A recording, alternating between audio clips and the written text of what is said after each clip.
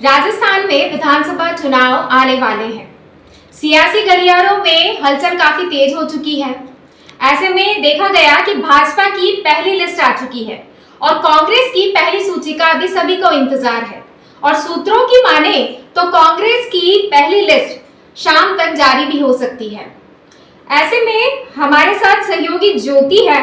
ज्योति, तुमको क्या लगता है कि पहली लिस्ट में किस किस का पत्ता साफ होता नजर आएगा?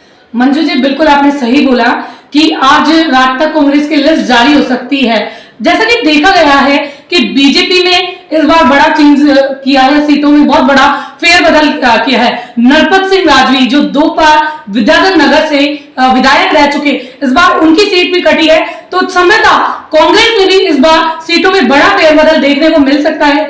जैसा कि महेश जोशी है जो वहां से किशनपुर से सीट की दावेदारी कर रहे हैं और अमीन काजी वहां पे विधायक है, तो वहां से भारी दिक्कत आ सकती है कांग्रेस को।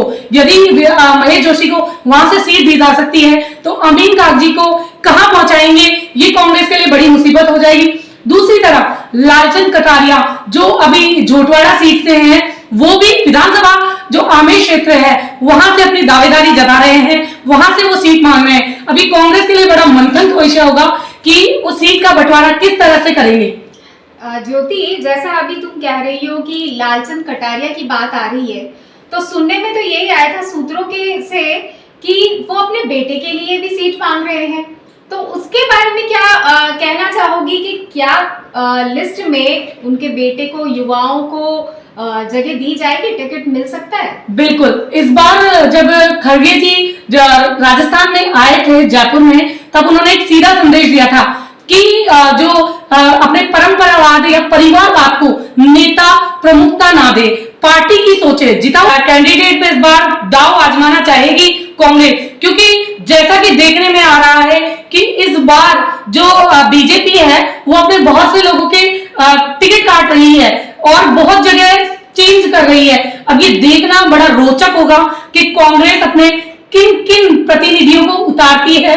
और जैसा कि आपने कहा कि लालचंद कटारिया अपने बेटे की टिकट की मांग कर रहे हैं, वहीं दूसरी तरफ शांति धारीवाल और महेश जोशी भी अपने बेटे की सिफारिश कर रहे हैं। अब ये देखना दिलचस्प होगा कि कांग्रेस इन के बेटों को टिकट देती है या कांग्रेस के ही किसी कार्यकर्ता को आगे जगह बढ़ाती है।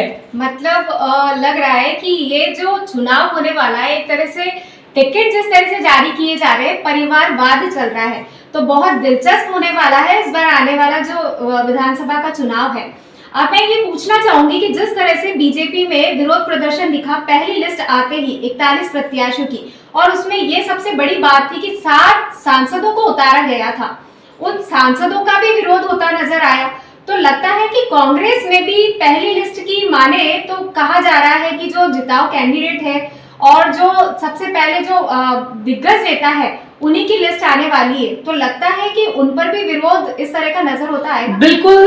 जैसा कि आपने कहा बीजेपी में विरोध बहुत ज्यादा हो रहा है, तो आपको बता दें मंजू कि कांग्रेस में अभी तक लिस्ट आई भी नहीं है और विरोध बहुत ज्यादा देखने को मिला है। जहां तक है जो मंत्री जाहिदा खान है उसके खिलाफ भी बहुत ज्यादा विरोध प्रदर्शन देखने को मिला है। और अभी कुछ समय पहले मुख्यमंत्री अशोक गहलोत के सामने जो किशनपुर से विधायक है अमीन काजी, उनके विरोध में भी कुछ लोग आए थे। तो डेफिनेटली है कि बीजेपी के लिस्ट के बाद अब कांग्रेस की लिस्ट में भी हमें बहुत ज्यादा विरोध देखने को नजर आ सकता है। मतलब दिलचस्प होता नजर आ रहा है। और इस बार हम जैसे कि सुनते थे पहले कि सीट की लड़ाई होती थी, तो इस बार तो ये नजर आ रहा है कि टिकटों की लड़ाई होती नजर आ रही है। ज्योति, पहली लिस्ट 41 प्रत्याशियों की जो जारी हुई थी उसमें देखा गया था कि जो वसुंधरा राजे के जो गुट के थे विधायक थे उनको जगह तो मिली थी। लगता है कि दूसरी सूची में वसुंधरा राजे समर्थकों को स्थान मिल पाएगा? बिल्कुल मंजू, लग तो ऐसा ही रहा है कि उम्मीद की जा रही है कि इस बार जो दूसरी लिस्ट बीजेपी जारी करेगा उसमें वसुंधरा गुट के जो भी प्रतिनिधि है, जो भी प्रत्याशी है, उनको जगह मिलने के चांस इस बार ज्यादा लग रहे हैं। क्योंकि जो 41 लोगों की जो लिस्ट आई है उसमें नरपत सिंह राजवी को वसुंधरा गुट का माना जाता था और उनका टिकट कट चुका था। तो इस बार ऐसा लग रहा है कि जो बीजेपी की दूसरी लिस्ट आएगी उसमें वसुंधरा गुट के लोगों को इस बार स्थान मिलने का चांस ज्यादा लग।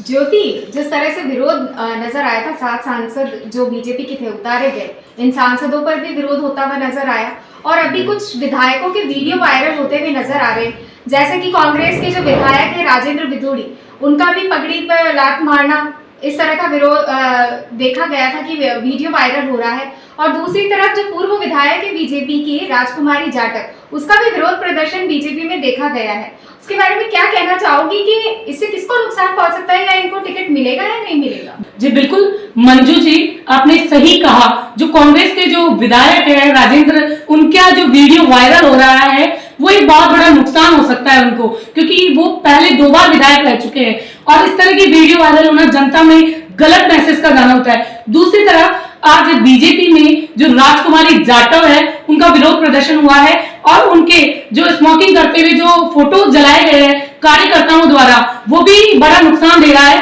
कार्यकर्ताओं का कहना है कि यदि राजकुमारी जाटव को टिकट दिया जाता है तो बीजेपी की हार सुनिश्चित है, जो हिंडौन सिटी है। तो इस तरह की वीडियो वायरल होना, जब आचार संहिता लग चुकी है तो दोनों ही पार्टियों के लिए नुकसान हो सकता है इन सीटों पर। क्या लगता है कि हिंडौन सिटी से यदि इसे टिकट नहीं मिलता है तो किसी और की संभावना नजर आती है? बिल्कुल, जिस प्रकार आज विरोध हुआ है और वीडियोस जो फोटोज कार्यकर्ताओं द्वारा जलाई गई है, उससे तो यही नजर आता है कि बीजेपी इस बार किसी बेदाग छवि वाले को वहां पे उतारना चाहेगी। और आपको एक बात और बताना चाहूंगी कि जो कांग्रेस की जो मंत्री रह चुकी मंत्री है, शिक्षा मंत्री जाहिदा खान, जिस पर भी बहुत दिनों पहले भी काफी आरोप लगे थे और कल ईडी द्वारा भी कार्रवाई की गई है। सुबह चुनाव आयुक्त इसमें शामिल हो चुका है और नोटों के बंडल की कुछ कचरे में गड्डियां मिली है, तो वो भी कांग्रेस के लिए एक बड़ा मुद्दा हो सकता है इस सीट पे, क्योंकि जाहिदा खान का बार बार विरोध होना और इस प्रकार चुनाव आयुक्त में शामिल होना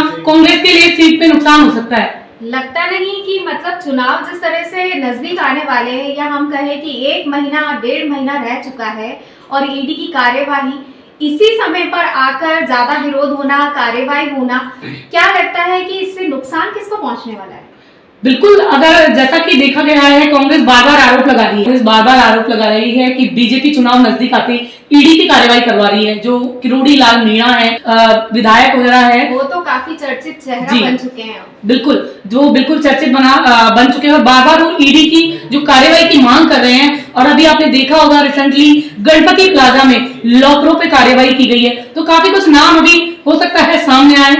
चुनाव है, जब तक ईडी अभी कहां कार्रवाई करेगी ये तो देखने की बात होगी। जी, तो हमारे साथ आज हमारी सहयोगी ज्योति थी, जिन्होंने जितने भी सवाल टिकटों